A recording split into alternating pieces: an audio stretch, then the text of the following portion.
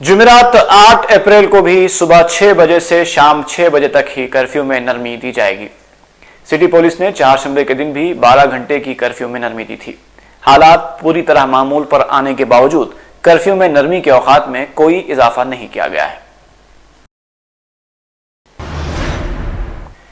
शहरिया ने हैदराबाद 12 घंटे कर्फ्यू में नरमी से जहां राहत महसूस कर रहे हैं, वहीं शाम 6 बजे कर्फ्यू शुरू होने से ऐन कबल ये राहत तकलीफ का बायस बन रही है।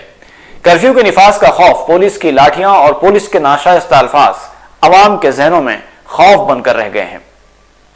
कर्फ्यू के औकात शुरू होने के बावजूद कई अफराद सड़कों पर ट्रैफिक में फंसे नजर आ रहे हैं और हमारी पुलिस 6 बजते ही ट्रैफिक बहाल करने के बजाय जल्द घर लौटने वालों को निशाना बना रही है।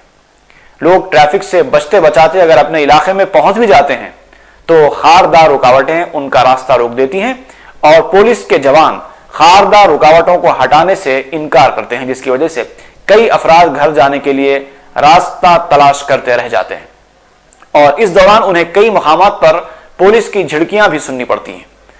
अगर पुलिस अमन की बहाली को वाकई अव्वलीन तरजीह दे रही है तो अवाम की तकालीफ को समझने के लिए भी उन्हें अपने तरीके कार में तब्दीली लानी चाहिए।